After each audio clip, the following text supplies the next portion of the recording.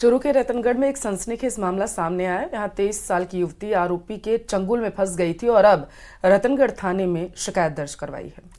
युवती की पुलिस को दी गई रिपोर्ट में ये बताया कि वो रतनगढ़ क्षेत्र की रहने वाली है और उसके सोशल मीडिया अकाउंट पर रोहन शर्मा नाम से एक जो है रिक्वेस्ट आई थी और उससे बात होने लगी। 29 नवंबर को रोहन रात के समय उसके घर आ गया और उसकी फोटो और वीडियो बना ली।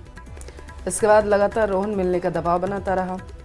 अप्रैल 2023 में रोहन ने पिंकी नामक लड़की को अपनी धर्म बताते हुए उसके घर भेजा, जो युवती को लेकर एक ही होटल में आ गई, जहां पर रोहन ने फिर उसके फोटो और वीडियो बनाया और उसके बाद 14 अगस्त को भानीधोरा स्थित घर में उसने बुलाया, जहां पर उसने जबरन उसके साथ शारीरिक संबंध बनाए। पुलिस मामले की जांच कर रही है।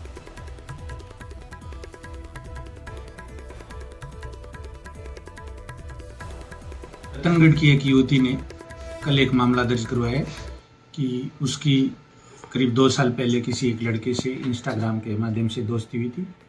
उस लड़के ने अपना नाम गलत बताया और उसके साथ दोस्ती करके उसके साथ बलात्कार किया। प्रकरण दर्ज कर लिया है, अनुसंधान कर रहे हैं। पीड़ित का मेडिकल मुआयना करवाया जा रहा है। श्रीगंगानगर का रुख करेंगे। बड़ी खबर है, पाकिस्तान से आई महिला की JIC जारी है। अमारा से लगातार दूसरे दिन भी पूछताछ हो रही है।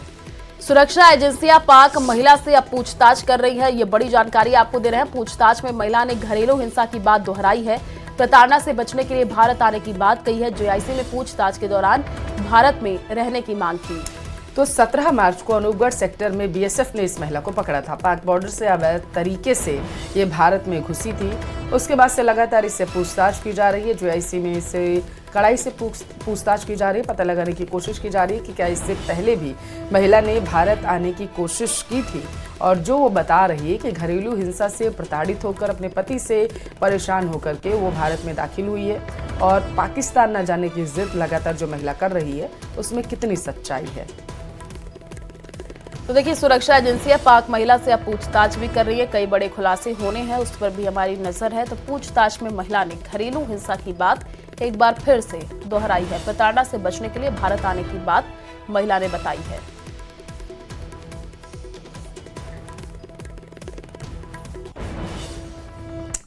अगर आपसे ये पूछा जाए कि सेहत बड़ी या पैसा, तो यकीनन आप सेहत का नाम लेंगे। लेकिन खरीदारी में ज्यादातर लोग सेहत को इग्नोर कर जाते हैं, जिसका फायदा मिलावटखोर उठाते हैं। ये रिपोर्ट देखिए।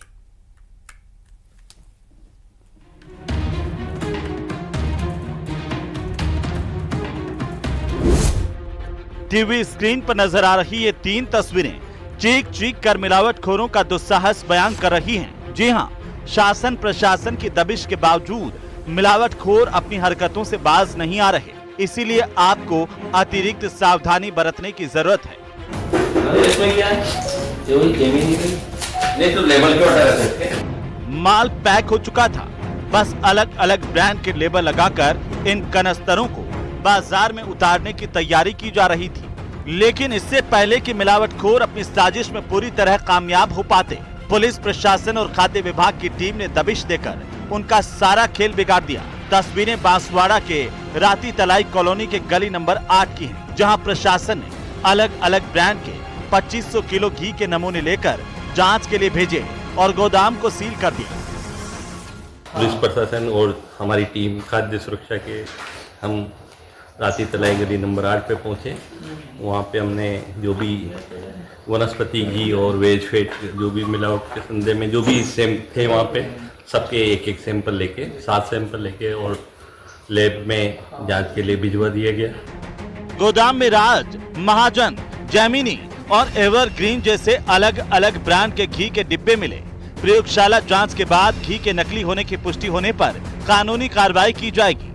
कोटा में खाद्य सुरक्षा अधिकारियों की टीम ने अलग अलग ब्रांड का 1873 किलो घी सीज किया है। तेल घी को मार्केट रेट से कम भाव में बेचा जा रहा था। टीम ने मौके पर 5 सैंपल लिए, जिन्हें जांच के लिए लैब भेजा जाएगा और रिपोर्ट आने के बाद आगे की कार्रवाई होगी। मिलावट पर वार अभियान के तहत खाद्य सुरक्षा अधिकारियों की टीम ने पाली के मंडिया रोड पर शेखों की ढाणी स्थित GK प्रोटीन्स फैक्ट्री पर दबिश दी। प्रोप्राइटर हेमंत डागा की इस फैक्ट्री से 11,565 लीटर तेल सीज किया गया है। माल खपाने के लिए मिलावटखोर मार्केट रेट से कम भाव में सामान बेचते हैं। इसीलिए खरीदारी में अतिरिक्त सावधानी की जरूरत है। सेहत अनमोल है, इसीलिए चंद पैसों के चक्कर में इसे दांव पर मत लगाइए। Bureau report, news 18 Rajasthan. और राजस्थान विधानसभा का बजट सत्र, आपको बता दें कि कोचिंग नियंत्रण विधेयक आज पेश होगा। Deputy CM doctor Premchand Bairwa सदन के पटल पर विधेयक रखेंगे। तो कोचिंग सेंटर को रजिस्टर नियंत्रित करने का विधेयक बेहतर शैक्षणिक सहायता प्रदान करने के संबंध में ये विधेयक है। विद्यार्थियों के हितों को ध्यान में रखते हुए इस विधेयक को लाने की बात डिप्टी सीएम की तरफ से कही गई थी और ये आज सदन के पटल पर रखा जाएगा। देखना होगा कि उनकी तरफ से क्या कुछ इसमें कहा जाता है। तो ये बड़ी खबर आपके टेलीविजन स्क्रीन पर। राजस्थान विधानसभा के बजट सत्र से जुड़ी पहुंचा रही कोचिंग नियंत्रण विधेयक आज सदन में पेश किया जाएगा। इसको सदन के पटल पर डिप्टी सीएम रखेंगे। जालौर के सांचौर का रुख करेंगे। बड़ी खबर है, पूर्व मंत्री सुखराम बिश्नोई का आमरण अनशन तीसरे दिन भी लगातार जारी रहा है। तो आपको बता दें कि किसानों से जुड़ी मांगों को लेकर के सुखराम बिश्नोई का ये धरना फसल बीमा से जुड़ी हुई विसंगतियों को दूर करने की मांग है। कृषि बिजली बिलों में किसानों को राहत देने की उनकी तरफ से मांग की जा रही है। दरअसल आज उपखंड मुख्यालय पर किसान 11 बजे ज्ञापन देने के लिए पहुंचेंगे और इससे पहले लगातार जो प्रदर्शन है वो किया जा रहा है।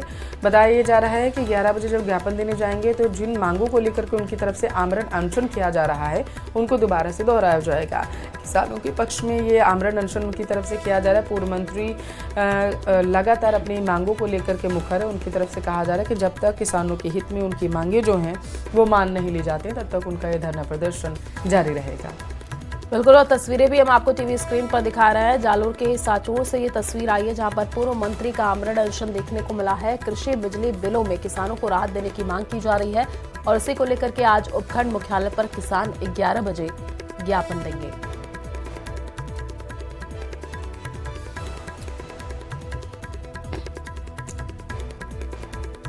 तो जालौर के सांचौर से ये तस्वीरें आपके टेलीविजन स्क्रीन पर। ज्यादा जानकारी लेंगे संवाददाता रेवा शंकर हमारे साथ जुड़ चुके टेलीफोन लाइन पर। रेवा शंकर, आज 11 बजे के आसपास एक ज्ञापन दिया जाएगा किसानों की तरफ से। ज्ञापन में क्या मुख्य मांगे रहेंगी, जरा बताइए आप। जी, मैं बताना चाहूंगा कि पूर्व मंत्री सुखराम बिश्नोई पिछले 3 दिन से आज तीसरा दिन है आमरण अनशन पर बैठे हुए हैं और कुल 14 ऐसी मांगे हैं और खास करके उसमें किसानों से जुड़ी हुई मांगे हैं जिनको लेकर के आमरण अनशन पर पूर्व मंत्री बैठे हुए हैं।